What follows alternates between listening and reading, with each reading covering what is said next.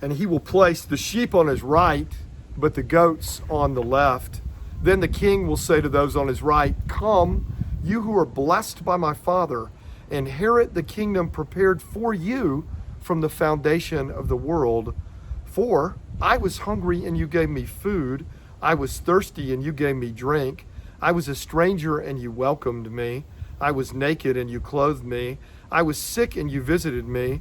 I was in prison and you came to me." Hello friends, I'm Paul Hahn, coordinator of Mission in North America. Back in the 7th grade for me at Southwest Junior High School in Lakeland, Florida, I lived under a constant tension. I had a sense from God that I had a righteousness to work out before Him if He were to accept me. And that righteousness often boiled down to a very specific daily task.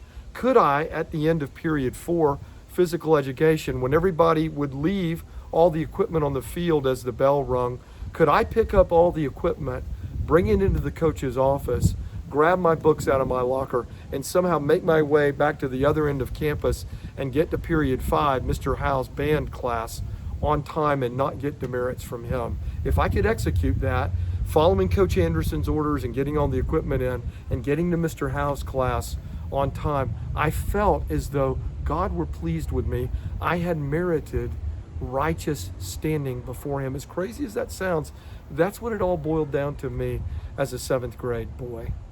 So many of us take this passage here in Matthew 25 and try to boil down a relationship to God with another kind of works righteousness.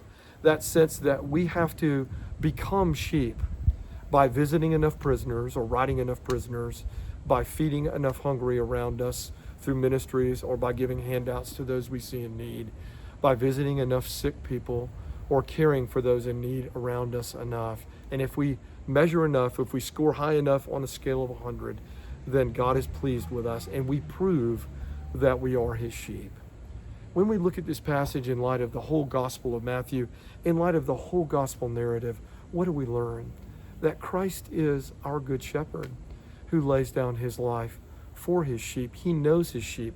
He calls them His own. As Jesus says right here, this is a kingdom prepared for us. This is a blessing that comes to us from our Father to be His sheep, all by grace. We are His sheep who enter in through the one gate, through Christ, the door of the sheep, who lays down His life for the sheep. He is the good shepherd who causes us to lie down in green pasture, who leads us beside the quiet water, who restores our soul, who feeds us even in the presence of our enemies, anoints our heads with oil, causes our cups to run over, all by His grace and mercy.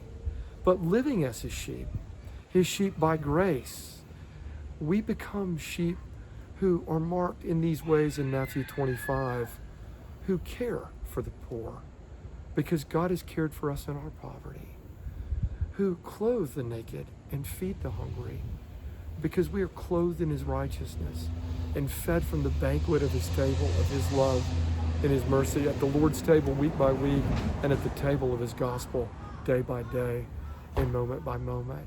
We live out of an abundance of His grace and function not according to a scorecard, but as a way of life, as the sheep of this parable. We don't earn our way from being goats to sheep.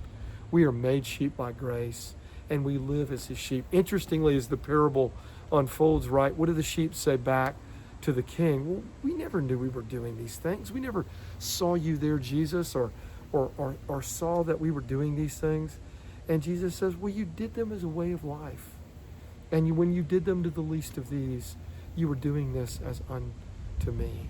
So may we, as we're drinking in the love and mercy of our good shepherd, live as His sheep and give away mercy freely to those in need. In word, yes, but here especially we hear in deed.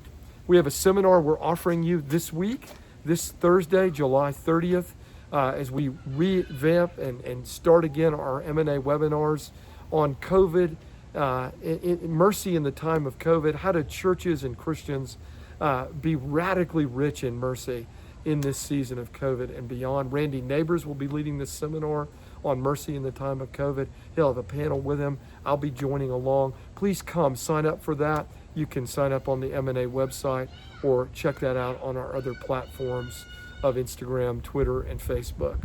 We're thankful for you. Thank you for partnering with us in the way of the gospel as we live in the mercy of the sheep of our loving Good Shepherd. Go in his peace and love.